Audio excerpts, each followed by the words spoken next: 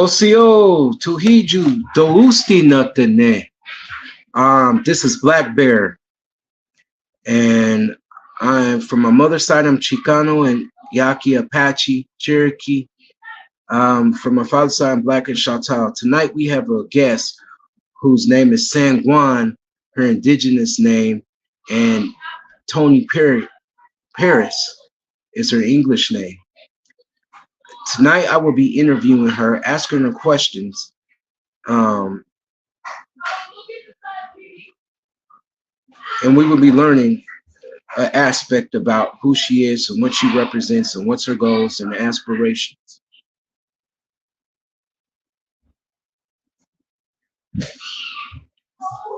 In a few minutes.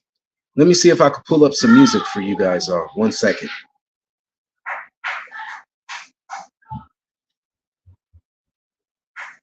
I want you guys to also check out my previous video that I did called Woodland Medicine. I made that earlier today, so you guys could like and subscribe to me. If you guys want to reach me, you guys could get to me at Yona 317-602 at gmail.com, or you guys could inbox me at Yona Black Bear at Facebook.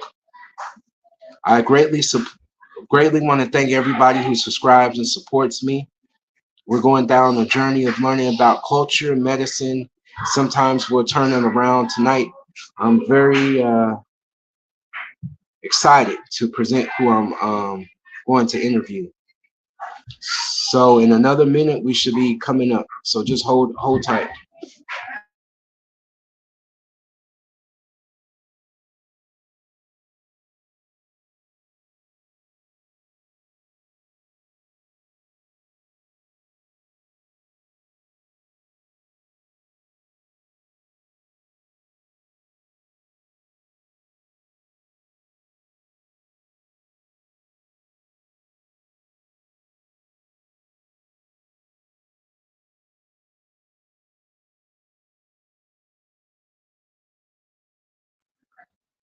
So I'm back, you guys. I'm just waiting for the thing to begin.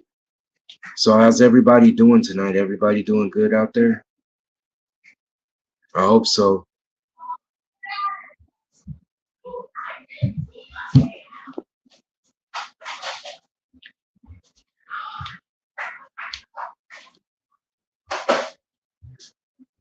Hello, San Juan. How you doing? Can you hear me? I'm good. How are you? I'm fine. I'm just gonna go ahead and present you.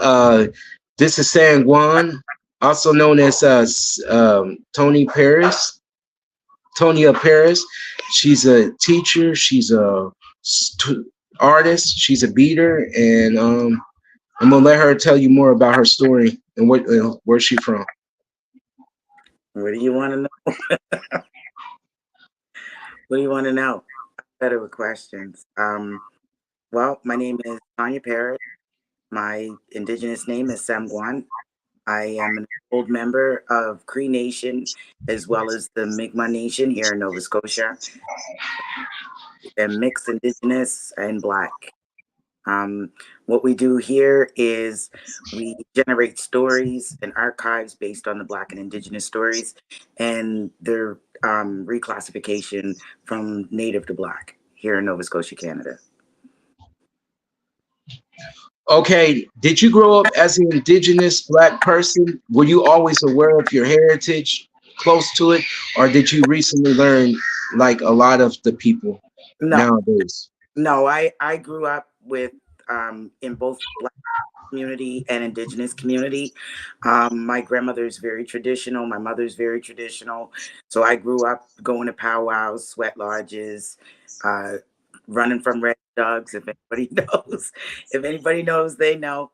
But I also grew up in the hood. So to me, I had the best of both worlds, right? So I'm in both the communities. I work with both the communities. All three of my sons work for the Mi'kmaq Friendship Center. Got you. Now, do they offer language classes? Because I know when I used to live in Listicus, they had language classes. Is that one of the things your tribe does? They do. Miss Christmas does a language class. I believe that there's a class going on with some of the Alabama.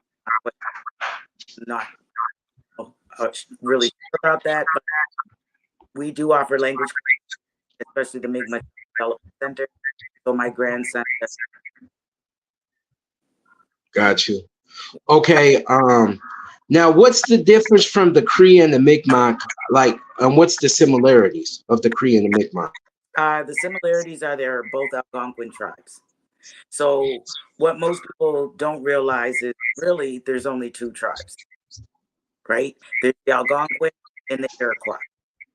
And then Mm-hmm. each of those down into sub tribes. Mm-hmm. And even though we speak different languages, for example, when the Mi'kmaq and the Cree, they have a very soft language, so you can tell it's an Algonquin language. And with the Iroquois tribes, they're more like the Mohawk, and they have a very rough way of speaking. It's just being linguists, but in all, we have languages that go far beyond what we speak today. Most of the languages that we speak today are not the original languages to the tribe. Got you. Got you. Now, what are some of the ones that you guys speak today, if you want to elaborate to help people out who don't know? Well, when we listen to languages, for example, if someone says that there's a dead language, then that means no one speaks it, which means you can't teach someone to speak it because no one knows how to speak the language, right? And you have a lot of people that are saying, "Oh, we teach, we'll teach this language. No one speaks it." Well, if no one speaks it, how do you speak it in order to teach it, right? Um, one of the things that I've learned over the last few weeks that I didn't know about the Mi'kmaq tribe is we call it Mi'kmaq, or white people have always dubbed it Micmac, right? But Mm-hmm.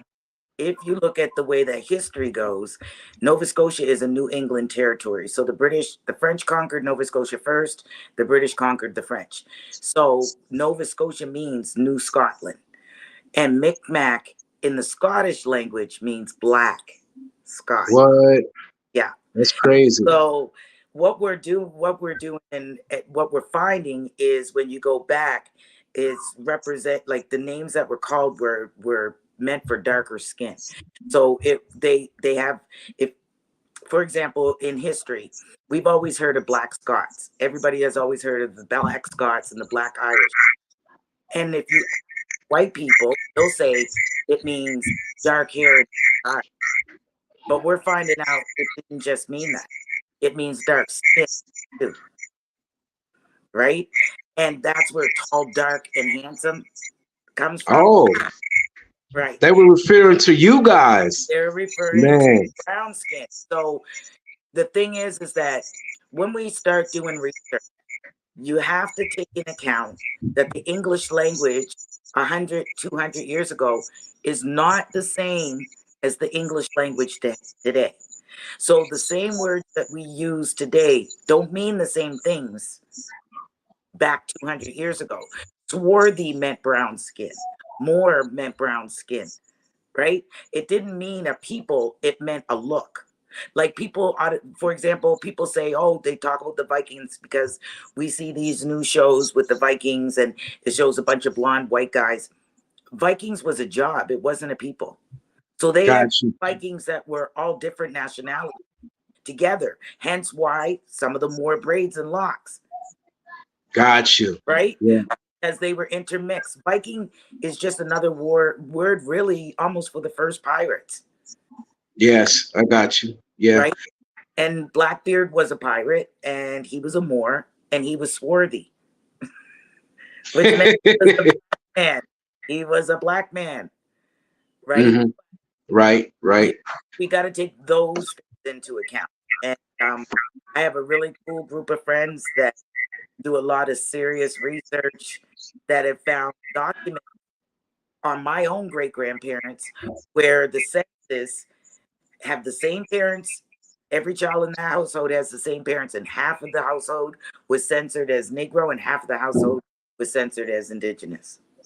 Got you. Got you. You know, I spent time among your people on the Listigus band of Mi'kmaq, and one of the things that they used to tell me was they're black. They're part black. They always would tell me that. I was like, maybe that's possible, but as far as I heard, I just thought it was Saint Helen and Catherine, Ontario. But I guess it's very possible that they did come that far because where I was so far deep. It was. Well, here's what's funny. In Listigook, they'll own being part black, but if you come to the mainland, they won't own it. Right? They'll if you go to the smaller Mi'kmaq communities, they own being part black, which is true. The British soldiers came up from the US, and a lot of them were Bayesian and Caribbean because they were the Arawak and Taino Indians that they took off of the Caribbean that did the uproar that they couldn't beat in the first place. So they said, if you can't beat them, join them. Right? Mhm. And if you join us and you help us beat the French, you land and all this other stuff. So they brought them here to fight, and they did push the French out. But there's a little bit that's another story. So we'll just remember they pushed the French out. So we'll come back to that. So the Maroons and the Jamaican Maroons and the Black Loyalists is what they were called. Um, Settled here as well, and most of them married Mi'kmaq women. Because think about it: if you got 400 men on a ship, there's no women. They didn't like a lot of these guys that are fighting are not. They weren't husbands yet. A lot of them were young guys that were, they didn't have any family, any ties, things like that, and so they came for a better life. So they ended up mixing with the Mi'kmaq women very, very early on. We're talking like 1400s, 1500s, and they've always been brown. I just find it amazing. And don't get me wrong, I don't knock any indigenous person. That's not special. But I just find it amazing that when I walk into the museums, the natives on display look like me, but people will look me in my face and try to tell me I'm not indigenous. And you carry a band card. You got like so much more than a lot of these people out here. It's crazy, Well, And then go because you ahead. got people that are talking, and don't get me wrong, I commend the Dan Callaways and the Phoenix Moons and all of that for making people think, right? Making people actually pushing them to go do work. But here's the problem: you can't lead if you don't, right? So if you Mhm. don't know who you are, and I don't mean saying, "Oh, my grandmother said this," and I from 14, blah blah blah, I found this. No, no, no. Who are you as an individual? And if you're going to claim indigeneity, what are you doing for the indigenous community that you're claiming? Like, it's Right, okay to run around with feathers and regalia and all this other stuff, but what are you doing for the community itself? And they'll scream lateral violence. That's not always true. Don't get me wrong. I'm brown skinned. Do I suffer racism within the indigenous community? Hell yeah. I wouldn't sit up here and pretend like it doesn't exist. But, and this is a big but, has it stopped us from living in a white man's world? Has it hindered us or stopped us, Black people as a whole, from thriving, not just living, thriving in a white man's world? So no, then why complain about it coming from indigeneity? We already know, we've already lived it, we've already done it, we're already built for it. So if you're native and you can prove your native heritage and you can prove your, why are you worried about the lateral violence? Just prove your shit and keep it moving. right, right. That's true. That's why I'm one of my biggest things. How I'm kind of different is I try to link up with other Native people. I'm going to ask you if somebody who's watching my podcast and they find out that they're Mi'kmaq and maybe they're in United States, how do they go about finding their ancestors? Like paperwork, where would they start at? Okay, so we'll come back to that story that I just told you to hold on to when the British chased out the French. So remember, the French were here settling. They had settled within the Mi'kmaq community all over. Listagook was one. When they left or forced out, the ones that didn't stay here and live, they went to New Orleans, right? Right. And also, the Mi'kmaq tribe isn't just in Nova Scotia; they're all throughout Maine. It crosses the border, so it's not really hard. And I mean, for anybody, this just, I can speak on my journey, but at the same time, the doors are open, the archives are there. If you do the work, right? You're going to get pushback, but you're going to get pushback from anybody. When you have a history that's been sold on television, books, in schools, people don't want the truth, right? Mhm. And unfortunately, what they want, the truth is, a lot of North America ancestry, right? That Mhm. eliminates African ancestry or Caribbean ancestry, right? But that doesn't negate that they have indigenous ancestry. Most natives that we see today aren't full native. They'll say, "Oh, I'm full native," but my grandfather was French, Then what, you three-fourths? right? You know what I mean? Or we're full native, but my great grandmother was Ukrainian. Well, then you're not full native. Right, I got you. Yeah, the whole idea of full blood is kind of not really full blood. It's just a Right. colonization to But to here's the control other thing, you. and I have to say this. Yes, the government requires you to have blood quantum, right? But it's not really about the blood with the indigenous people. It's about the mind frame, right? Most people think it's just about the blood. It's not. When an indigenous person meets another indigenous person, just like we as black people, if we go into a conference and there are 5 black people, we already got them pegged out. We can pick them out. We all know each other. We all know where each other are. Whether we know each other or not, we'll look at each other. Hey, I see you, you see me. That's what we do. But Right, indigenous people also do that, right? got you. So what happens is people want to be indigenous and say, my grandmother's Indian, or they'll come up with these other names, they're Mayans, Incas, whatever it is that they are. And don't get me wrong, again, I'm not anybody's history. If that's who you think you are, just like people are trans and we got to go along with that, man, and now go along with that. I'm going along with that. Okay, Right, it is what it is. I'm not the Indian police or the indigenous police. I only know. I'll leave it there, right? And take it how they want. I'll just leave that. But what I'm saying is, being indigenous isn't just about being born into a family. A lot of our indigenous children were born into indigeneity and sold or adopted out the white families. They're Indian on paper, but as their thought process and heart, indigenous. And that's what indigenous people look for. It's about your thought process and your heart. When you get a bunch of indigenous people arguing with folks online, no disrespect, when they're going back and forth and calling racist names, one thing I've noticed is most of them aren't indigenous with their last name. They're Rodriguez and Sanchez, hmm, right? They're not, they're again Latinos trying to get into the indigenous community saying they're indigenous. I'm not saying that they're not indigenous to where they're from, but they're not part of the First Nations. They're not part of the treaty. right. I think with Which, that, I think like from coming from a Chicano background, and I'm gonna break this down as best as I can. When they learned roots, they started latching on to Mexica, which also is known as Aztec. But as time goes on, they start to find out, no, you're Mixteco, you're Yaqui, you're some other tribe besides Aztec, right? right. So they're very indigenous by blood. Like you could look at them and you cannot tell the difference from them and a Navajo, then from a Pima, then from a Maricopa. Only thing Except, is they're missing is the paperwork. I find it. Yeah. except they're colonized Spanish blood. So Hmm. that's again where we have to step it back. If and this is how I look at it. If I can't go back 5 generations and claim my indigeneity, which I can, but I'm saying for those that haven't been able to prove in that regard. If I can't go back 5 generations, because they really say only 4, right? But remember, the indigenous people think 7 generations. So technically, we should be going back 7 generations. The government is who made it 4 generations or 3 generations. But if I can't go back 5 generations or 6 generations and claim my indigeneity, why are you forcing me to go back 22 and claiming African blood? You Right? don't have to. Well, no, I'm saying the government in general. So people use the term Afro-Indigenous. I don't use that. Oh, I don't use the term Afro-Indigenous because I'm not Afro anything.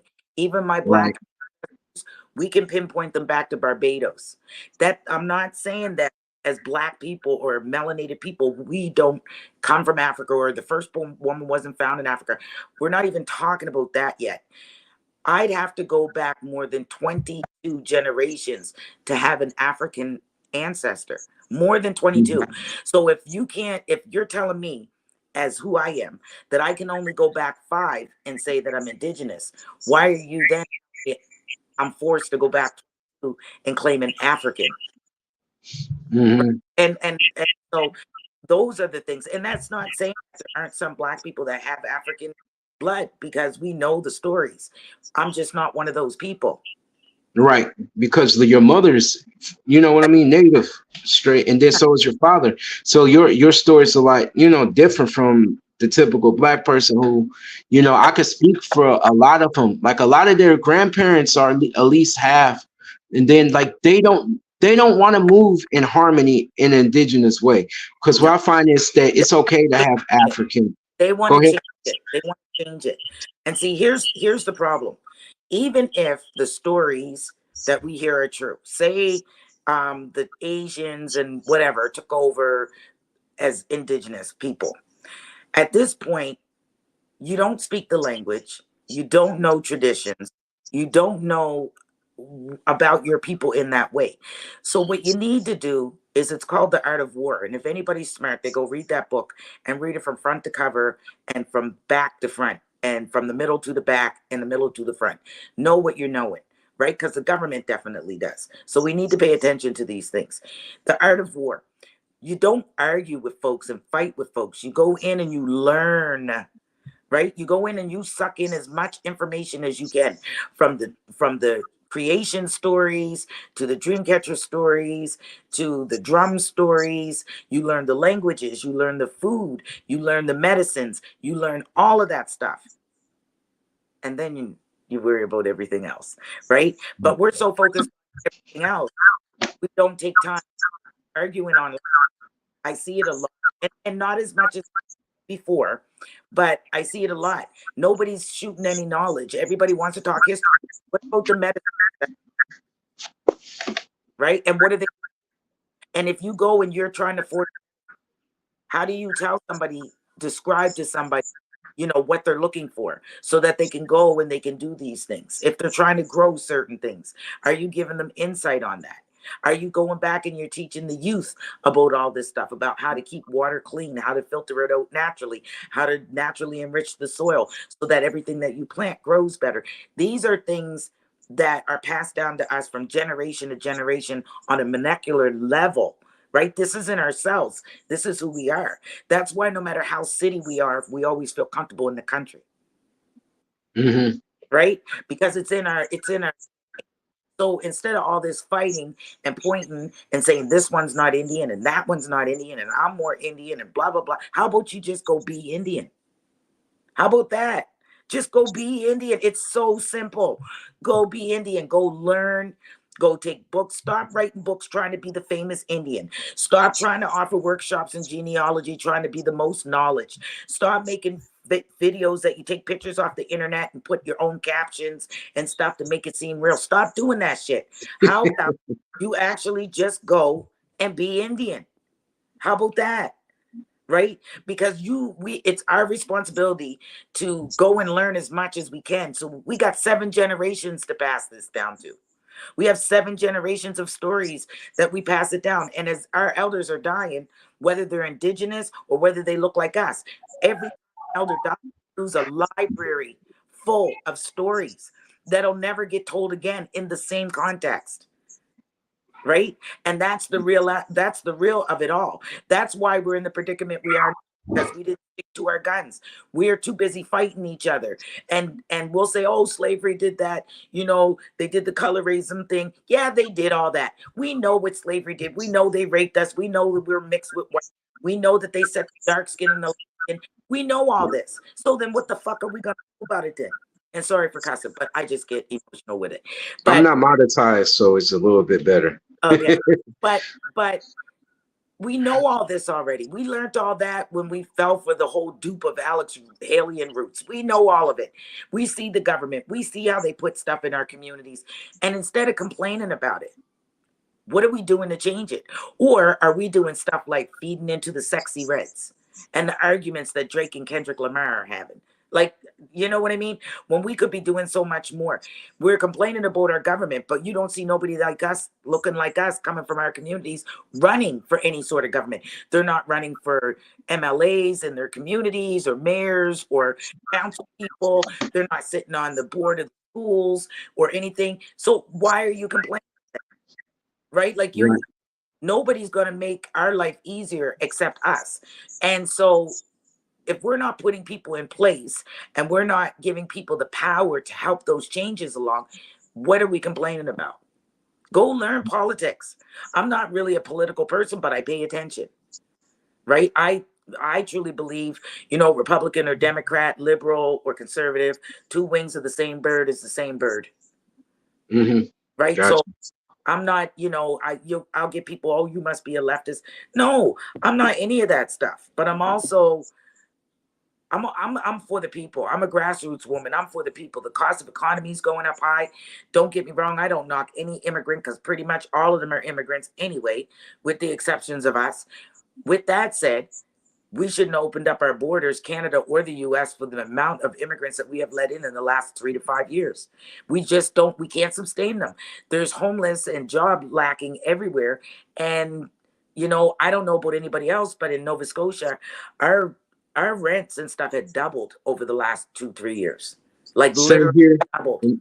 Same here in Naptown, Indianapolis, Indiana. Same thing. Rent Yeah. used to be 900, 800 at the least, and 900 at the most. Now it's the 1,200, 1,500. I was just looking at a place. It was like 1,500 for new floors and a washing machine. I'm Yeah. like, that's it? Yeah. Nothing else? Yep. And then what they're doing is making buying your own home unattainable. Like they put all these stipulations and different things on buying. Most people, and I would advise this to anybody, get your hands on a piece of land and build, right? God. As long as you put a foundation, it doesn't matter. You can get a prefabbed home. Most prefabbed homes or mobile homes, they do in-house financing. So Mm-hmm. it's so much easier than to go through a mortgage through the bank. You don't Mm-hmm. have to jump through as many hoops. Your interest rate might be a little bit higher, but you own something and it belongs to you.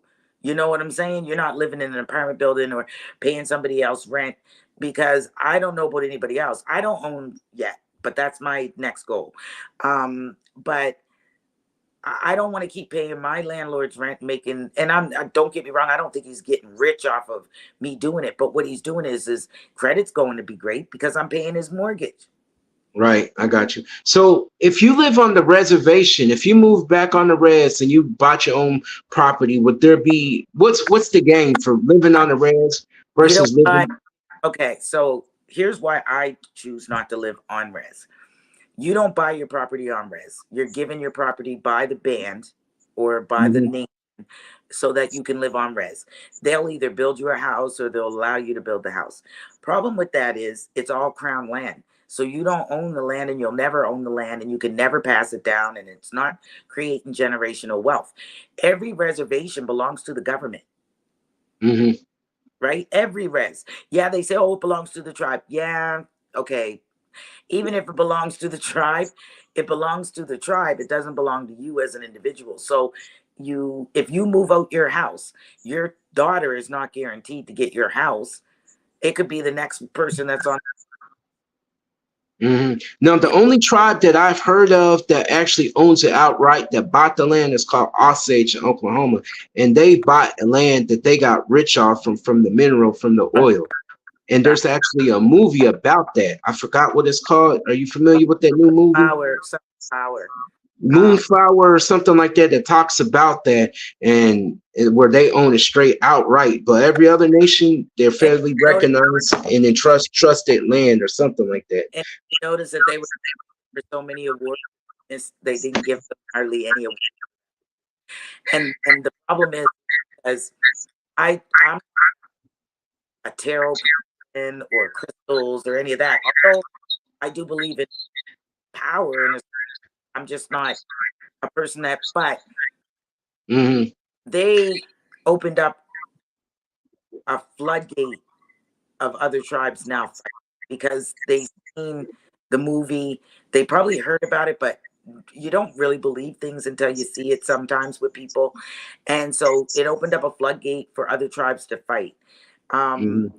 just like if you notice, I just met a young lady. Well, she wasn't well, a lady, an elder. She's a chief in Virginia, and she's been fighting the government to get back their land for their tribe. And she's also had to prove who she was genealogy wise. What nation was this? I'll be honest with you, I can't remember the name of her nation because it was in her language. It's not. It's not even a like they fought to get the rights to their names and everything. Now, here's the thing. Um, Land patents are key, and I used to hear Phoenix Moon, as much as I'm not a big Phoenix Moon fan, but I got to give her props where props are due. Um, Land patents are important because land patents are forever. So if you know where your people are from, you need to go back to that place and fight about the land, because if you can show that your great grandfather or great grandmother or whatever has a land patent in their name in that area, that land belongs to you. Land patents trump every other Got you. legal paperwork, right? So you could literally have the city library on your land, and they're going to have to pay you all the back money for the rental of that land and all that stuff. So, and I've seen it done. I've seen it Mm. done. So I know that it can be done because I've seen it done. There's been a few tribes that are, doing it that way. And especially like, people, the government reclassified us not in the sense of pushing us out, but in the sense of we as Black people, we don't like data, because data means we get stuck in things like science experiments. You know, um, they can generalize live at, so they could, chemically poison water and things like that. And we were well aware of that because it happened to us. Durham, North Carolina, Tulsa, Oklahoma, just to name a few. You know what I mean? We've seen Mm-hmm. it happen. So data was a very difficult thing for Black people to partake because it kind of put a target on our back. And Right. so when we started refusing to fill out the census, what the people did was went back to the office and filled it out then anyway. So then they reclassified you as anything they felt you were. So those are like, people need to look at the censuses, the government censuses. That's going to show what changes have happened, um, and different things like that. But in order to figure it out, you're really going to have to do your research. And this whole going online and, oh, I'm meeting my cousin because this person, people had the same name just like they do now. You know what I mean? I'm sure there's another Tanya Paris out there in the world, but her history isn't mine and her bloodline isn't mine. So we also got to be careful of those things. And there were even more people with the same names back then because we didn't have the technology that we have now, or you know what I mean? Things like that. So we Right. got Right. aware, right, that there could have been 6 Mary Smiths all in the same area. Which one is yours? Right. Like with my cousin, like she was saying that my great grandmother was a quarter shot top. I'm like, hold up now, because on the 1930 census, they said that she was Negro in Mississippi. So it's like I gotta verify and that she got the right person because she's running around with the Oklahoma Nation of Choctaw. I'm like, hold up, she's from Mississippi. Like we got to verify that history before we claim it, you Right, know, right. Like because little that, right? Because I mean, you could, a lot of times girls were named for sisters and aunts. So a mother, that might be your auntie that moved up to Oklahoma. It might, you see what I'm saying? That was named after her grandmother, or, and then your grandmother was in with the same name was in Mississippi. So it doesn't mean that you weren't connected. It just means that people were in two different places. We have to remember too, for a long time, people migrated with animals. So if, Mhm. and that's why they killed all the buffalo off, so that the natives would stop following the buffalo in the migration of it all, right? Mhm. So people changed, like especially back then, people traveled for work or moved to different places a lot easier than we did, and it was a lot easier to change your name and disappear into the system. Right. Right. Right. Right. So there's a lot of, because you know, we got to take into account that if it was criminally, oriented, they could have been a Terry or a Tom Smith in one place, and then they're a something McKinney in another place, but they're not really a McKinney. They just chose that name because it was popular. They didn't have the technology for face recognition and IDs and things, so we got to be really careful. You have to go back more so for like death certificates, birth certificates. They have to match, baptismal certificates, because a lot of times there weren't birth certificates. They got a baptismal certificate because births were done at home. Different things like that. So there's a lot to it.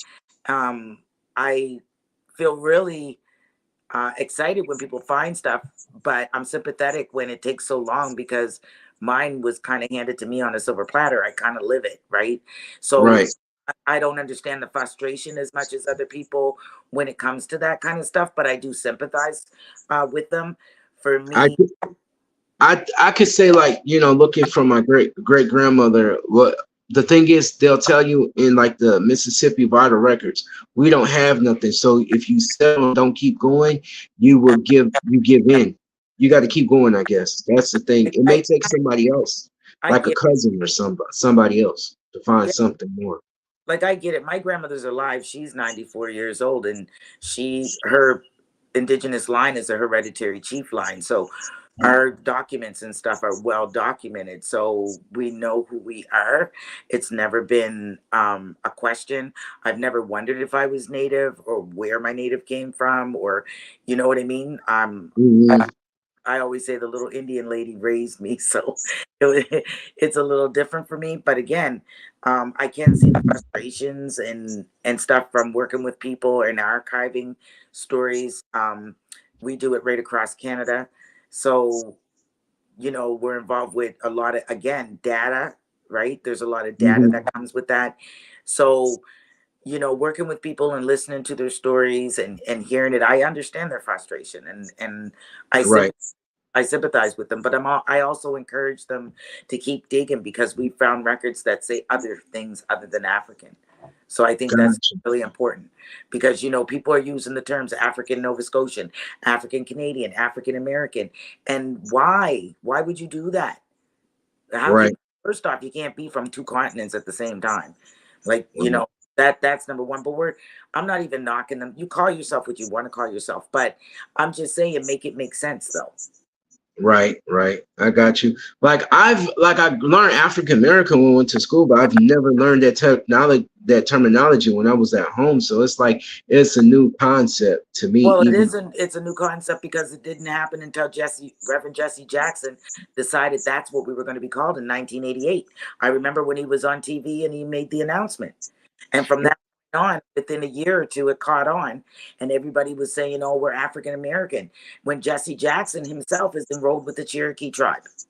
Right, the Cherokee Nation of Oklahoma. I think So yeah. So I yeah, that's what I mean. That's crazy. He's gonna oppose something because I think he's a Cherokee Freeman, and at that time he wasn't, like, he's enrolled, but I think at that time his people weren't. But I don't know. Maybe he was. Maybe he did here's have a if they yeah. convince them you're African, then you have no entitlement to the land. Mm-hmm. It's the land that's key, Right. I got you. right? It's land that's key. Land and water rights. Because as a step Indian under the Indian Act, which, by the way, the Indian Act was also the same person wrote the Negro Act, Mm-hmm. just to show you how close it is. The same man that wrote the Indian Act and the residential school and all that is the same man that wrote the Negro Act. Hmm. Now, the phrase "kill the Indian, save the man." Do you think that is why some Native people to this day are not Native? They're only Native on paper, but not Native Well, in the way they live their of life. course, they wanted us to assimilate. Daniel Paul He was a mentor of mine. He passed away a year ago, a little just over a year ago. He wrote a book, if you can get your hands on it or find it, called "We Are Not the Savages." Because we were sold things like, even as little kids, oh, native scalp people. And that's not technically true. Did they scalp people? Yes. But it was after they saw white men doing it. And scalping was like pelting an animal. You couldn't carry the whole human back, it would decay and all that. So if you scalped their hair, then you got paid for it. Right. I could relate with that because I would read about Geronimo and saw in the movie too that Mexico will offer bounties on the Apache scalp. And Right. to do that, it like 50 pesos for a man, 25 for a woman, and Yeah. 5 pesos. So people would be hunting tribes down that weren't even Apache and just saying this is Apache scalp, and they would get paid in Hey, Mexico. Go ahead. well, that was part of, like, back then, you got paid for pelts of bears and fox and all of that. So, they didn't look at us as people. They looked at us as a more intelligent animal. So they pelted us the same way. Now, are you aware? You're probably aware about in the United States Constitution that black is still considered 3/4 of a human being, or something like that. 3/4, or is it 1/16 human, Three. or something like that? They never changed that, and I guess they never will. Well, they will if people get smart enough to come together and fight for a change, but they won't if we're too busy again watching TV and watch Sexy Red. Someone like Sexy Red. Sexy red is just part of the industry, and people just like looking. But they're, I, they're they're drinking it by the glass load, though. Like, the problem with it is this: she's who's influencing our young girls. And it's not the way she dresses. It's not the fact that she's twerking all the time. It got nothing to do with it's the mentality, right? The right. nasty attitude, the mentality. The girl just had a baby. How are you laid up at Chief Keef's house already? You had a baby yesterday. Or some other dude. Why are you laid up at somebody else's host starting beef with his girlfriend online? It makes no sense. Like, and this is the kind of stupidness that they're selling to our young girls that makes sense, and that we're, you should be like this. They're getting BBLs and porcelain veneers and all this plastic surgery. Why? They all look like wisdom teeth. They all got the same shape. They must all go to the same person. The Kardashians, because I am not a Kardashian fan. I call them the Kardashians. They started this trend where everybody wants to go get these hips and these bums that don't match with their legs and all this other foolishness. Stop it. Stop it. Like, we got so much stuff. Like, I'm old school. I was raised in the era where hip hop and all that stuff, it was a message. KRS-One, you know what I'm saying? Boogie Down Right. Production, Public Right. Enemy, Harris, Mhm. Gangstar, Ice-T. We were saying something, and we had control, and we had so much power in music. And then all of a sudden, here comes Too Short and NWA and these guys calling people bitches, hoes, and all this other. Oh, And we so started, yeah, so in it started way back then in the 90s, and it just got 19, worse and worse and kept on going. In the 90s, it's where it went downhill. I think it's 96, 97. Because if you look back, MC Light, Queen Latifah, Moni Love made a song called UNITY. Right. And if there's a part in that song that Queen Latifah says, but I'm not a bitch or a hoe, right? Right. They too short, and I have never been a Too Short fan for this reason alone. He keeps referring to females as bitches and hoes, and then all the other men start catching on and referring to females as bitches and hoes. It got to the point where women are calling each other bitches and hoes, and they take it Right. some sort of a compliment or some sort of term of endearment, when that's not what it was. That's not what it is. And we're the only culture that does that stupidity. You don't hear white men calling each other their women bitches and hoes on music, even the rappers, Hmm. right? Look at math. What is it? What is Eminem? He ain't never called no. Well, he might call people bitches and hoes, but you know what I'm saying. He wasn't referring to his woman that he loves, that he wants to be with, or a woman that he's laid with, or whatever, as a bitch or a hoe. He might have referred to his mother, who he's had problems with, that got trauma. That's what totally different. But you know, country star calling them women, they make sense. stars, the women sleep with their best friends, all kinds of foolishness and drama. They ain't calling these women bitches and hoes.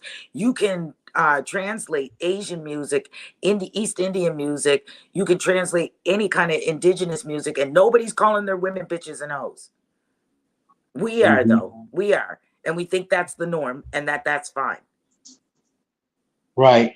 And we wonder why the world looks at us with disdain and thinks of us differently. We're not, I'm not saying change who we are, but we should want to be aware of who we are. Okay, 1 second, 1 second, ma'am. 1 second. Give me Sure. 1 second.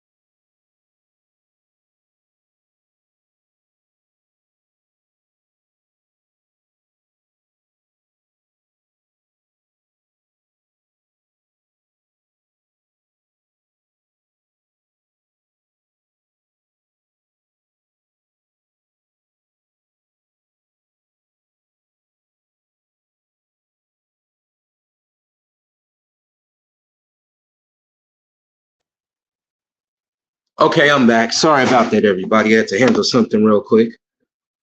Yeah, small little emergency and handled it. I'm sorry about that, everybody. It's all good. Okay, yeah. I don't know where we. Okay, I guess we were talking about the Cardi, not Cardi B, but Sexy Red, and you was talking also about how we don't refer any other group around the world doesn't refer to their women as bitches and hoes, but Don't. ours does. They don't. And so we need to understand power and worth. That's it. That's all. Right? Right, If we're talking about being indigenous people and being connected to energy and all these different things, there's power in words. So we got to gotcha. be really careful what we allow ourselves to not expose, not just expose to other people, but what we allow ourselves to be exposed to too. Right, right. Right? It's almost like in the black culture, as far as our music, we lead the way. Like almost, I realized that no matter what we do, everybody else emulates us. You Right. know. And that, but we're not being a good leader right now.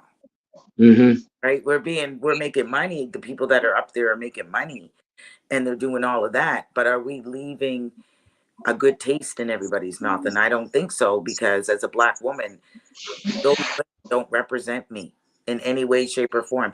And don't get me No, they wrong, don't. Red may be the sweetest person in the world.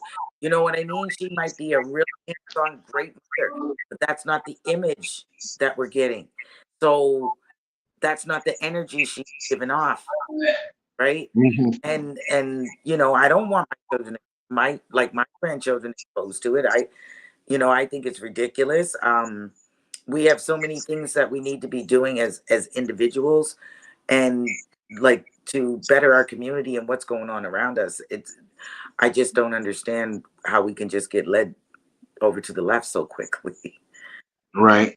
I think that we too scared. Like I was talking to somebody else. We're so scared to stand up to the colonizers sometimes, but we're so quick to talk down about our own people at Well, times. and and some people are, because again, that comes back to how we were taught to speak to people. Myself personally, I'll say it to whoever, whenever, wherever. That's just who I am. Um, I'm gonna call it racism, systematic racism. I don't think every white person I come across is racist, but the system is set up for us not to achieve. Most people were complaining about affirmative action enough that they took affirmative action away. Right? Right. They Right. feel we're on a level playing field. Got you. Got you now. So you got to work even triple times than back in the 90s now, because like they even taken away diversity out the workplace now in the United States. Affirmative action, diversity, they Oh, don't have to do none of that no more. because white people don't like white guilt, Got you. right? And every time, Right. and the other thing is even if they require so much diversity and things like that, what they did was anybody black or native that got those jobs, they pretty much bothered them to and say things like, you only got the job because we needed, a black person, or you only got the job because we needed an indigenous person. So they had a tendency to downplay the intellect of the person that was hired as well. And I've had it happen to me personally. So I know that that's how they speak. So for me, like, I get, I don't, oh, I hate to say this. I get what Candace Owens was saying when she meant about taking it out, because then when the job is yours, it's based off merit and nobody can use it against you and say, oh, Hmm. you didn't get this, you only got this job because. I got what she was saying, but her delivery of it was all wrong. So, but Hmm. I got the gist of it. Um, White people want to be oppressed, right? They want, Right. Right. instead of saying, you know what, there was this, we do have racism, we hear you, they'd rather argue and tell us that, we use an imaginary race card and all these other things Got you. they make up to justify it. One thing I've learned about racism and segregation, I don't know, am I wrong? But in the South, I can't speak for Canada, but it's in the Midwest. When we were segregated and persecuted, we made business an opportunity for ourselves to exist. And nowadays, when it's desegregated in some communities, it's almost like the opposite. Like we're so quick to work for somebody else that we can't work together. And That, don't get me wrong, working in for somebody else, you're going to get less money because right. they have less business they're pulling in. But at the same time, at least is as long as you come on time or you have an understanding, is job security. That's one thing I realized when you work for your own people, as long as you try to and you have an understanding, it's job security.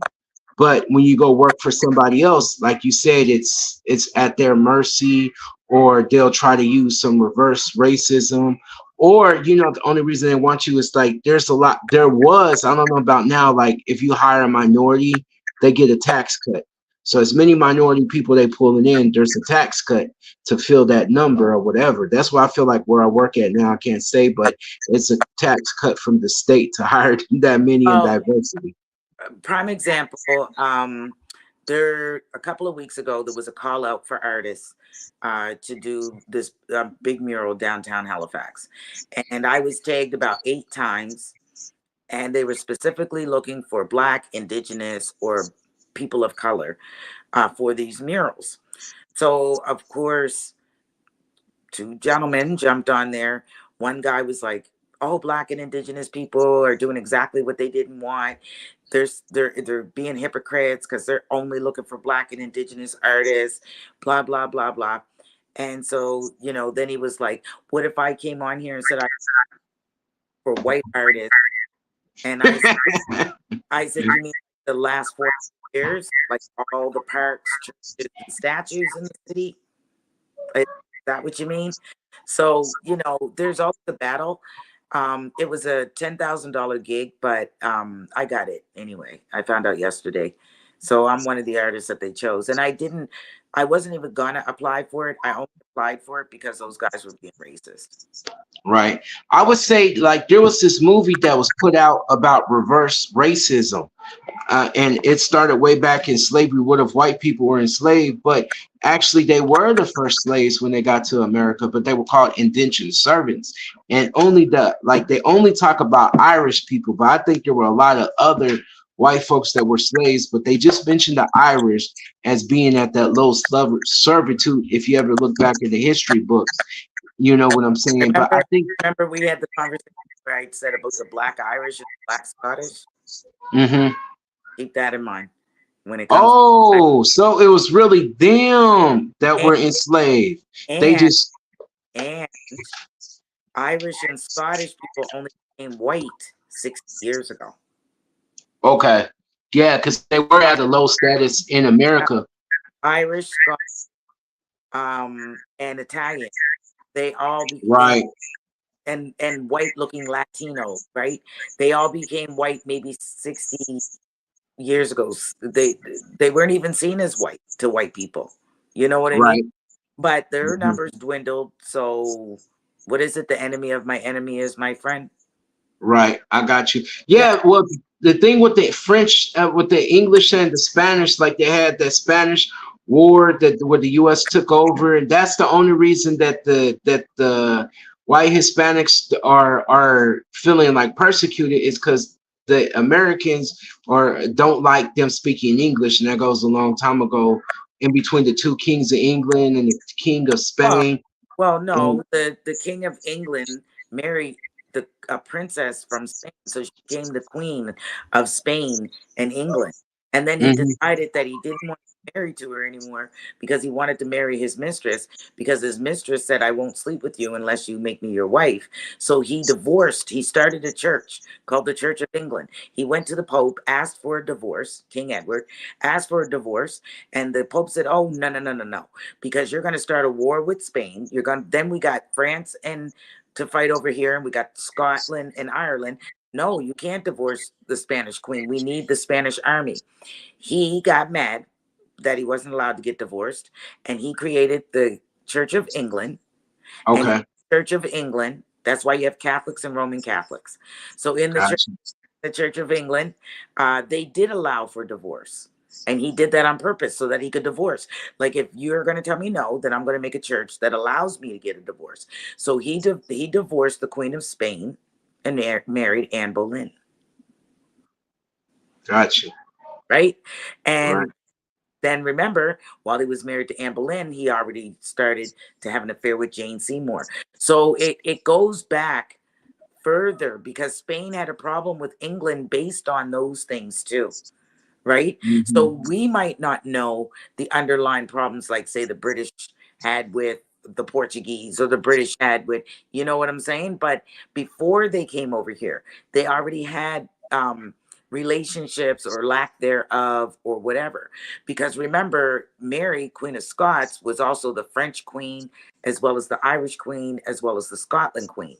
And it wasn't until Queen Elizabeth, the first Queen Elizabeth, conquered Scotland that Scotland then became Wales, which is Scotland, Ireland, right? All of that.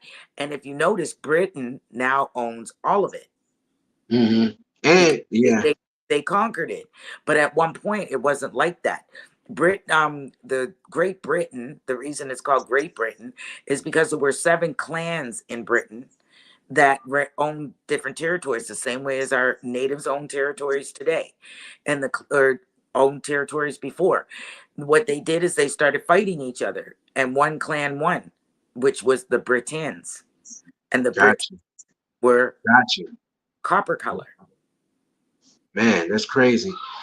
Now there was something about I read in an article that the oldest British that they found was actually somebody melanated, and that amazed me. Listen to what I just said. The clan that won, the first crown, the first actual monarch of Britain, were a black clan. Mm-hmm. That's Gotcha. that's why if you look In the history of the British Empire, they were all dark haired. There were no fair hairs until after Queen Elizabeth II became queen. Man, Everybody prior to that had dark hair, dark eyes, and more olive skin. Everybody after her uh, didn't. And the reason being is because the original on the throne were the Windsors. I mean, were the Tudors, sorry. And the Tudors were the original family on the throne. Queen Elizabeth and her tribe of people, they're the Windsors. They're not the original family. got you, got you. Now, Monarchy transferred over to Queen Elizabeth when her uncle King Edward deflected from the throne. got you. Okay, now changing things up, bring it back to North America. Northern Cree, one of my favorite drum groups, sung this song "Don't Cry When I Leave Canada." Can you talk about that singer who was adopted Cree, who wasn't Cree by blood, but was adopted in? You know who I'm talking about? I forgot her name, Uh, Buffy something. Buffy Sue Marie. Oh, Yes. You could give this a free talk. I mean, I'm not monetized no, currently. no, no. Here's the thing. I did security for Buffy Sue Marie. Okay. When Buffy came here to perform at the Maui, um, I was one. So I was quite disappointed upon that her heritage was not. It makes sense though, because she doesn't look Cree. Okay. Explain that to me. What's a Um, Cree like phenotype look like usually? okay, I let me say it how my mom always says it. Most Crees look like TV Indians. Okay. The way that like the guy what was the Coco Tonto on Long Ranger? no, his name was Coco. He worked. He just passed away. Young boy. His braids were cut, and then they found him in the woods. He was native. He's a well-known actor. Um, Oh, he's from like Oklahoma. Was he from Oklahoma, Kansas, yeah, somewhere in the very middle like beautiful, this? beautiful, beautiful, beautiful young man. Like just stunningly beautiful. A lot of Crees look like that, Got you. right? The long dark hair, the epitome. Olive skin, Of, olive skin. yeah, olive skin, high cheekbones, almond eyes. Um, and it's funny because like black people, Crees recognize Crees. I met a Cree man and he knew right away that I was Cree. Just like some Mexican people, they could tell that I'm somewhat Mexican because of my mustache and how short I am. There's like certain ways they know and how you speak your Spanish, you know, because one Mexican guy, because I was saying some things in Spanish like let's este chamaco aquí, right? This boy over here, like only that's Mexican Spanish. Only Mexicans use words like chamaco. Everybody's chico or some other words. So Right. yeah, I understand exactly what you mean. Yeah. So um my mom always says the Crees look like TV Indians. So that's the only way I can describe them. Got you. That makes sense. That makes sense. So like in like other nations, like I know like when I'm in Arizona, I could tell a native from a Mexican at times because they wear their hair longer. Like And their hair is they carry themselves differently. they're more quiet. I've noticed more native people in Arizona, they're more They're, quiet. they're stoic, is what they call it. Mm-hmm. You can't read their face and you can't read their energy. Mm-hmm. Yeah. Yeah. So do you think though that what was the part that she helped and the part that she hurt? I think she helped because she brought knowledge to the indigenous community. Like, uh, she talked about stuff. She did documentaries, her music. Uh, but at the same time, she hurt because there is probably a real blood quantum indigenous artist that could have fulfilled those things. You know what I mean? Mm-hmm. Like I, I I've been on the fence about it. Mm-hmm. My problem is she spoke on things that she didn't experience. She spoke on the indigenous experience, and she's not indigenous to have the indigenous experience. So that kind of Right. thing. Sorry, I'm moving around. Right. I gotta plug my. That's fine. Yeah, Hey, yeah, this is yeah. So, w- so the part that kind of disappoints me a little bit is because she's speaking about the indigenous experience, and did you really have indigenous experience? You know what I mean? Or did you have your version of it? So, and I think her darkness may actually come from Africa, from the Moors or from the Hannibal invading Italy. People forget about that. They don't want to talk about that. There was a black man from where is that? Where the invasion army comes from? Northern Africa. I'm right. trying. Is it Algeria? No, Tunisia. Well, I don't even. That's I don't even think it's that. I think she's brown because she tans. oh. So you don't even I, think she's Sicilian? well, she's not. She's not naturally brown. Even when I met her in person, not naturally orange. Oh, so that 1961 of her out there with that thing that was Yeah, like just that orange kind of gray tan color, But when you think something melanin, look that. But when you look back on it, like, oh, that makes sense.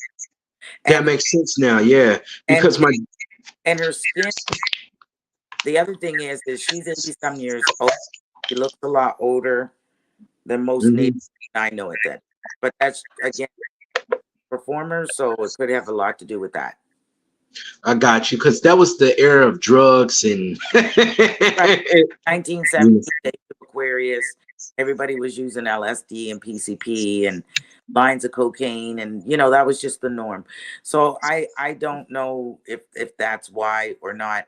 I just know that I don't 100% know Buffy's story. I only know what I read. So when I speak on it, I try to stay limited because again, I'm not the indigenous police. Um, right, right. I, I I got you. I don't like to do that. And me personally, if I was Buffy, she's 84 years old or 86 years old and she's retired and a millionaire. She don't give a fuck what you got to say. Right, she got her money. She's Yeah, gone. She yeah, made her bag, why and would she she care? So it's like I don't understand the purpose of attacking that woman's reputation like that. But some people just feel the need to do that. And again, that's not the right. I got you. Yeah. So I guess making it more positive. Now that I know you're a beater, do you got time to help anybody bead, or you know what I'm saying, or can you refer other indigenous artists? Because that's one of my platforms. I want to help as many indigenous people as I can. I could probably, give some pointers on where the best place to find the beads. But as far as being able to do that right now, I do workshops and Okay. we're getting ready to break ground for a huge project here.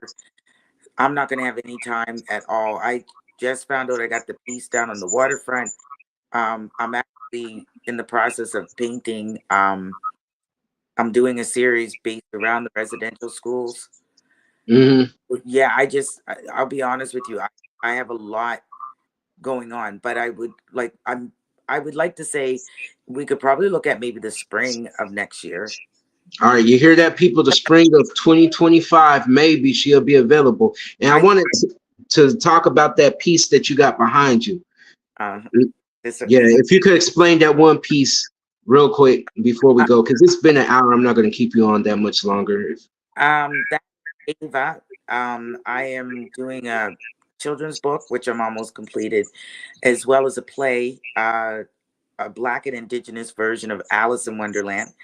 The reason I chose to do that is that I think that a melanated girl would have a very different experience in Wonderland than, and, so it's to me, it's really about a Black girl's journey of finding herself and loving herself. And I use the term Black loosely. I know a lot of people are like, oh, I'm not a color, I'm this. The reason, before I go any further, let me explain that. The reason I use the term Black is because that's the one name that we chose to give ourselves when we chose to be the Black Panthers and stand up and fight back. And the Black Panther movement encouraged so many movements around the world: the White Panther movement, the Red movement, the I Don't Know More movement, like AIM. It encouraged so many of our people to fight.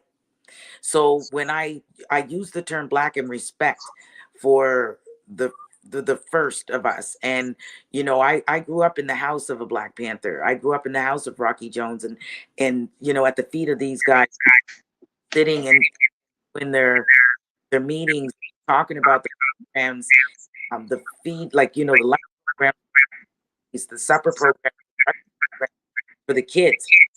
And as hard as they fought the government, they also really pushed to work with our community and bring things back to our community. And so I was raised with a activist mind frame. So out of homage for that, and out of homage for my melanated skin, being born in Turtle Island, and I refer to myself as a Black Indian. That's the only way that I know how to describe myself. I don't use the other terms, and I don't knock anybody. If you feel Afro Indigenous, be Afro Indigenous. Like, to me, whatever you choose that's going to make you the best version of you, then choose that. If that makes you the best version of you, as we grow, we change anyway. So you may eventually understand why I use the term Black Indian versus anything. And technically, we're not Indians because Christopher Columbus called us Indians. It's Ilnu in the Mi'kmaq language, meaning the people. Most tribes Hmm. refer to themselves as the people The in people. Yep. their language. So technically, I'm not a Black Indian. I'm a Black Ilnu, right? Or Black Ilnuk, which is Black peoples, like a group. Mukdawe means Black, so I would say, Mukdawe or Mukdawe Ilnu would describe it easier. Um, and that's the other thing that I did. I went across Canada and I registered 8 companies, all in 8 different Indigenous territories, and used the word Black in the language of that territory for a nonprofit organization, so that I can go into each territory as a Black and Indigenous woman and help guide other Black and Indigenous people by doing workshops, archiving stories, um, you know, giving back any way that we can, because it's important. Hmm. I got you. Now, when you said Muktawig, you made me think about something that one of the kids said, and I said on the res that was being disrespectful. Have you heard of the word underwitch? No. Okay, over there were some people said it means monster. Other people said no, it's a racist term that Mi'kmaq used to for refer to black people. So next time I saw the boy, I said, "Neen Muktawik Muin," and he said, "You're a black bird." I said, "Yes, that's who I am." And you know what I'm saying. So sometimes it takes you learning something from the people around you to tell them who you are. And it was funny how there was another Mi'kmaq guy who was making fun of me. And then after my daughter was born, he said, you're Mi'kmaq now."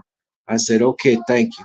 Well, You know, because the thing is that we've dealt, Black people, melanated people born on Turtle Island, have suffered so much trauma generationally and on a molecular level, that we're naturally defensive, right? hmm. Naturally thinking everybody's coming for us. And we need to heal from the trauma too. And all of the things that I say are not to create animosity or, to be facetious in any way. It's about healing, right? It's about finding who you are and healing for you personally, because we want to be the end of that generational curse. We don't want to pass it to our children and our children's children. It's not fair to them to bear those burdens, right? Right. To be angry before they learn. I was very adamant. My boys are not going to run around with that chip on their shoulder, being mad all the time, thinking like the world hates them and everybody's against them. We can't keep doing that to our kids, right? That's the term, when they say the children shall suffer the sins of the parents, right? And how many generations are we going to make our children suffer? No, no more for mine.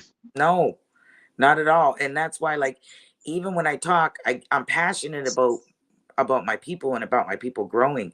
But that's why you never see me online talking and pointing fingers and saying this one isn't native and that one's not Indian, and you're lying, or you know like, I don't do that to people, because the energy you give out is the energy you receive, and we should understand that.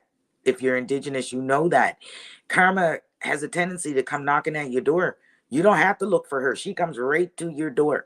And so you got to be careful when you do things to people, because you're going to see it again. It doesn't matter, like if you give somebody, if you push out good energy and you do good to people and you do, you know, everything you can for people, people love you and they'll do anything for you and come back and build you up. If you're nasty and mean to people and you treat everybody like crap, you better believe in your time of need people are going to be nasty and mean and treat you like crap. So you decide how people view you and how people are going to you and speak to you, right? Right. And you have to make that it's very early in life, Mm-hmm. right? I've got at one time I 2.5 seconds. Don't get it twisted. I sage every day, but that or smudge every day, but that doesn't mean that I won't cuss you out, Right. right? I'll just cuss you out now and smudge after, right? Just like I know about this about you. Say you're the bully that bullies the bullies. yeah, That's I who don't you are. I don't like seeing people getting bullied. I hate it actually. I really despise people picking on people. Like if you don't like somebody or you got a problem with somebody, just don't bother messing with that person. You don't Right. have to go over and be on the time they post or live that they do, comment and some stupid stuff. Like just leave folks alone. Leave folks alone. Like if we stop, if we here's how I look at it. I mind the business that pays me. That's what I mind, the business that pays me. If it's not paying me to be in someone's business, I got no business over there. Right. Got you. Right? Got you. I don't Right. wish on anybody. I all positive energy and whatever it is for in life, regardless of who it is, I hope they find it. Because I know I want to make sure that I find it. So I hope they find it. Right? Mm-hmm. It's just I've noticed, like I said, that it's died down. There's not a lot of arguing back and forth like there used to be. And, you know, I had to go on and defend myself one time because Chief Warhorse said that she knew me and she went all into detail about me being part of Shatta Ogla and all this other stuff. I'm don't get me started on them jokers. well, I had to correct her because I'm like, first and foremost, I've never met you in my life. I've never spoken to you. I don't know anything about you. And how could you know me? And I'm in Canada and we're not even on this in the same headspace. And why would I have to become a member of Shatta Ogla when I'm enrolled in my own tribe? Right. I got you. Yeah, Right. that's crazy. So it was crazy where she tried to come for me. But what I realized, her and Phoenix Moon were going after Roderick Sialis, I think it's Sialis or Sialis, like that. Mm-hmm. Him and his wife Tanya Bell. They had, Oh, I got you. they had a problem with them, and they assumed that I was the same Tanya. And I'm like, Oh, yeah, and I'm like that. Like you didn't take time to go to my profile and see that none of those guys are on my profile. That I've never been in New Orleans with any of them. That I don't. The one person I talk to on a regular is Lyrica, right? But even then, I've never been in New Orleans with those guys. I've been to New Orleans, but I have never met any of those guys. So how are you coming for me? And you're not even smart enough to figure out that I'm not the same person, mm-hmm. right? I got you. So I had to go on a channel like this with a gentleman, Aboriginal something. Power. Yeah, Aboriginal Yeah. power. And, AP. and yeah, and I had to go in and defend myself against someone who didn't know me from a can of paint. I don't know her, and then I had to be mean. And I wasn't trying to do that because first off, I don't like to be mean to begin with because I can be really mean. And then second off, she's an elder, so I didn't want to disrespect her. But the stuff that she said on Phoenix Moon's uh, YouTube about me and not knowing that we weren't the same person, I had to come back and I had to let her know all those pictures that you're posting, you riding a horse, you got on a man's regalia. You don't even have on a woman's regalia. Like if we're gonna start nitpicking and pulling things apart, whose jacket did you use so you could take that picture? Because that's not a Right. female regalia. So it's not something that would have been made for you unless you're two-spirited, and you're always talking against two-spirited people. So why would you be wearing a man's regalia? right? That's So crazy. yeah, I so think I could right. have been and mean, really mean, and came. There was a few other things that I wanted to say, but again, I wasn't in it to hurt her feelings. I just had to kind of push her back and let her know I'm not that one. I'm not Tanya Bell. We're not going to play. I don't need to be, at that time they were trying to say that Shatta Ogla or whatever wasn't a real tribe. I don't know if they are. If they aren't, it's not my business. It's not my tribe. You feel me? Mhm. So I don't get involved. And I like individuals in that tribe, and there's individuals I don't like in that tribe, right? But I'm not gonna put down someone else's group or someone else's tribe or someone else's family. I don't do that. Um, when they came for Gay Now and Lyrica's parents, and they're being pulled out their house in the middle of the night, and people are online laughing about that and thinking it was cute. That's not a flex to laugh at that. Like That's those sad. those are elders. Someone came in that house late at night and scared the crap out of not just them, but the children in the home, and all this other stuff. And I didn't think there was any cuteness behind it. So when that stuff really started to get at a high, I stepped away because I I don't do that energy, right? I would never send some police people to someone's house saying that they're, attempting to attack people. I would never call someone's job and their livelihood and get them fired so they couldn't feed their children. I would never do that stuff. And when I started seeing that it was more about that kind of stuff than it was about building and actually making something, um, I just left it all alone. I just Right. stepped back and went my own lane, and that's what I got out of it. Um, Right, right. Well, I see it's that you reap what you sow. Whatever you put out, it comes back. So you better put good things because with the whole situation, I saw it come around and slap people You in and the I talked face. about it. You and I talked about it way, way, way back. Remember when we first started talking, and I said to you, you Right, were like, don't really get involved, and I was like, nope, because it's all going to come crashing down. At the end of the day, I took time to focus on me and mine, and what I had to do for me as an individual, and what I had to do to build me so that I'm able to give back to my community. And in that, we were granted 12 acres of land and a $14 million building. right, So now right. I'm able to I'm going to have a gallery within that building, a big full gallery. So now I'm able to go to Black and Indigenous artists and show their artwork, from whether it's artwork like mine, which is fine art, which is painting, or moccasins and beadwork. Someone else might paint sneakers. Someone else might, you know what I mean? It's about me finding really cool and innovative artists and from our communities and showing them off that and making them money. So anything that they put in our gallery, they're going to make money if they Got choose you. to. If they want to sell the piece, we'll sell it for them, and you know do a really low percentage commission just for other purposes, because it's not someplace where it's a store, but Hmm. I want to make sure that our artists are seen, as well as heard. And if they want, if they're selling a piece or whatever, then I want them to make, top dollar for their artwork and things like that. Um, there, besides my gallery in this building, will be the first Black theater in Nova Scotia. So we also have openings for writers. I just finished anime course with Disney, Pixar, Netflix, and Nickelodeon. You know what I mean? So now I'm animating. So and here in Nova Scotia, in Halifax, right where I'm at, we have the largest distribution of animation in the world. So Man, most animation comes out of here. I didn't know that until I started the course. I honestly thought Japan had a higher level of animation. that's what I was thinking too, because No, we actually got an anime store here in no. Indianapolis. Here's the thing. Japan is actually the lowest paying on the totem pole for their animators. Really? Yes. So what happens is they'll come to Halifax to borrow animators or hire animators, because people won't work for that kind of money. Canada pays the best. There's, Oh, got you. yeah, That, it's animation all over the world. Every country has, but it's very small. Most will leave their countries permits here. on animation Canada's doing because we pay our dollar, right? Got you. It I was, got you. yeah, it was an intense course.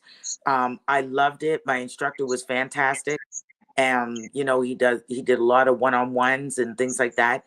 And I want to go in for round two, which we're because this one went so well, there was only four of us in the three of us in the class, four of us technically. It was really good because it was small, so he could work with us and we could really catch on, and we caught on really quick on the animation part of it. I will say that I want to see. I enjoy being in the background and knowing how it all works. I have no desire whatsoever to be an animator.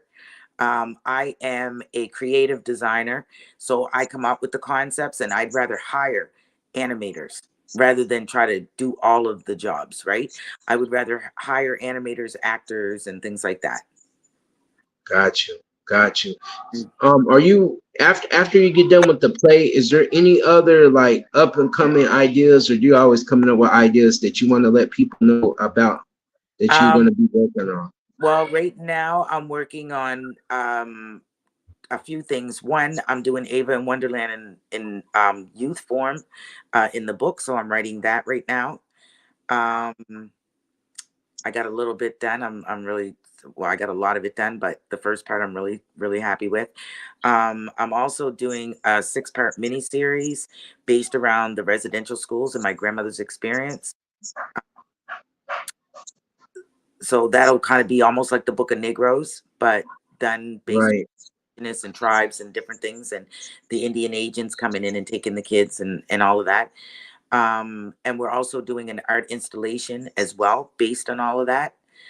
So I am going to be working, painting my little butt off, doing all of that. I have everything Got you.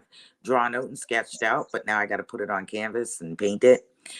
Uh, you'll see some different work because I'm going to be bringing some of my 3D learning that I've done through animation and things like that into this. Got Um, I'm you. trying. What else? Also, I was letting you know about the Idle George Museum. They have the Indian Fest art show every year. It was a little too late. They start like really early to register, so maybe I should get the information to you in March so you could register, and I guess they go from there. Well, yeah, Basically, get it to me soon enough. I could probably get a grant from here to actually go there, right? And then another thing, since for the black aspect, I want to put you on to the Black and Minority Fair where it's big, it's open up to everybody, and so you could link up with black people down here and you could grow, because you know that's another thing that I'm good as far as networking. I got to find more information because for what my business of selling micro daily supplements also, I should have been there this year. So there's so much black and art, and I think that you would have a niche in it. And another thing, back to the Outer Georgia Museum, is I feel like there's not enough black representation outside of just pictures. So with you coming in there, maybe you could give them an uplift on, you know what I mean, like Well, what everybody else, it's I'm not. I'm a little How, bit serious, right? That's how I come. If there's something that we want available, create it, got you. right? Create it. Like, let's not complain about what we don't have. If it's not there, that means it's an entrepreneurial opportunity. It's a business opportunity. So let's do it, right? Got you. And I'm all about. I'm definitely all about meeting other Black artists. I have 4 right now that I want to show once the galleries open. Um, but definitely into meeting other Black and Indigenous artists because I'd love to be able to bring them here and show their work. And you know, if they want to make money off the work or whatever, we'll put a little sticker underneath on what's for sale and what's not. People can silently write a price and see if they want to purchase it or anything like that. Okay, yeah, let's do that. I'm thinking that I might go ahead and try to create an organization so we could go forward, like you know what I mean, like a nonprofit organization to move forward with something with those ideas to have better representation than just letting somebody Well, else you also got to know look skills. at grants based around community work, right? Because there's Okay, grants out there, and I get that grant. Going for a grant might be a little scary, but if you know what you're doing and you got it down, and you get yourself a decent grant writer, you know what I mean. I'm blessed with the business partner that I have. He's absolutely fantastic. You know what I mean? He makes sure the grants are in full, my write-ups, everything about me. So I can't really complain when it comes to Jesse. You know? But I would tell everybody they need a Jesse. Okay. Yeah, they need it. I'm not, I can write and I'm really good at it, but I don't want to write grants. Right. That's a whole nother career. Just sitting there writing grants. That's a whole nother top Yeah, way of living. It's it, it's a lot of it's a lot of time. It can be intense. For us, we're lucky we can write grants along with the blueprint, so we just kind of follow the blueprint and go from there, and it works for us. But um, there's a lot. If there's a lot of grants here, then I know America has a lot of grants. Oh So yeah, there's a lot of them out there. You just got to research which one. But this is called the Black Bear Medicine Bag Show. Is there any herbs that is both here in Canada that you would like to share with our audience? Any tribal herbs that you've uh, gathered that you would like to just one? well, we're actually getting ready to forage next weekend. Because there's some harvest, like there's some certain things that are up for harvest right now, but there are some that won't be ready for harvest until like September. So right now we'll probably do sweetgrass, white buffalo sage, um, and cedar, because it's summertime, so cedar's in top bloom right now. So you know what I mean. There's going to be a lot of cedar. Um, Gotcha. Did you know I, that well, I know cedar is used antibacterial and it fights against fungus, mold, all of those things. And then your sweetgrass is used for blood thinners. Did you know that? yes, and also too, for that want to grow their hair. I use a lot. Because I make a lot of my own stuff, so I use coconut oil, with olive oil, and I use it with rosemary, lavender, chamomile, um, coffee, and cloves. And what those are natural blood stimulants. So when you put that oil in your head, it stimulates the blood, so that encourages hair growth and hair strength. Oh, I Uh, got you. yeah. So we do a lot of that. I use a lot of. I don't really use lotions or anything like that. I use oil, natural oils. There's a lot of my products as well. Just because bear grease is good for your skin, good for your hair. It's a good antibacterial, right? It has a lot of medicinal purposes. So, Hmm. So, tell me the difference in between the bear grease that people use. And remember, you telling me about somebody was using the wrong type of bear grease. It was for polish, and then we got to go because it's late. well, yeah, somebody was showing. I don't want to say who the somebody is, but if they see this, they'll know who they were. They were selling bear grease in like a tin, a little round tin. And it had a hard, like it opened up like Dax, and it kind of looked like Dax. And I was like, no, that's a pomade. Like bear grease doesn't look like that. It doesn't even get that hard. Like that's definitely something someone just put out there and said that, because bear grease stays soft. Like the way that bear grease is, even if it looks hard, like if it looks solid, as soon as the heat of your finger touches it, it melts. Gotcha. Right? Gotcha. As soon as the warmth touches it, it instantly melts just like that. So when they were putting their finger in and they're kind of doing this and it was hard, I was like, I know that ain't bear grease, because bear doesn't do that. And I get my bear grease from Bear River. So I know it's real bear grease. You know what I mean? Like Bear River Reserve is where I buy my bear grease. I buy it. Gotcha. That's the Bear Hunter here. So it's Gotcha. real bear grease. There's also tribal. I would tell anybody, if they want bear grease or some other medicines or a drum or leather for moccasins or anything like that. One company I know that ships Canadian and ships American is Tribal Spirit. And just to Tribal Spirit here says, I want my 10% because I'm giving you a shout out. But uh, Right. they are actually they can be a little bit pricey, but it's worth the money. Quality is worth the money. I've never been dissatisfied with anything I've gotten. And bear grease is seasonal. They, Gotcha. well, yeah, they don't. People don't usually sell bear grease all year round, because it is difficult. It's like, I won't say it's difficult to get, but it is difficult to get. Gotcha. Oh, and the other thing that we're talking about that's good is that I use. So when I do my face, I use a facial scrub to clean my face, and then I'll cleanse my face again. And for moisturizer, I use a little bit of olive oil and masuka honey. Masuka honey. Yep. Masuka honey. That's what she said. Masuka honey just means honey that isn't over pasteurized, like over Gotcha. purified. So it's more raw and it's darker in color. It's more darker gold, like a bronze versus the gold that we see. My cousin my cousin Aaron is a beekeeper. So I get a lot of like that. We can go right up and I can break off a piece of the honeycomb and eat the honey right out. Most people would think, "Oh, that's nasty," whatever. But we're country. That's what we do. And that's Masuka honey. Gotcha. I get little jar from him, and I use it for my face. Okay. All right.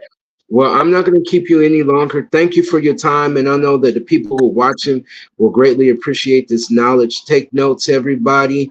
If you guys got any questions, how would they get in contact with you, Tony Paris or San Juan? What's the best way? Easiest way is I'm on Sam Guan the artist on TikTok, Instagram, and Facebook. They're probably the easiest ways to do it, or Sam Juan the artist HX at Gmail for an email address. And yeah, like I'm looking for Black and Indigenous artists. So if you know of any, or if you are any, let me know that too, because we'll be pulling artists from around the world here into Nova Scotia to show their work. All right. Well, thank you so much. You have a good night, and I'll be talking to you soon. Thank you for helping me start up my podcast. You're welcome. Thank you. Bye-bye. Bye-bye.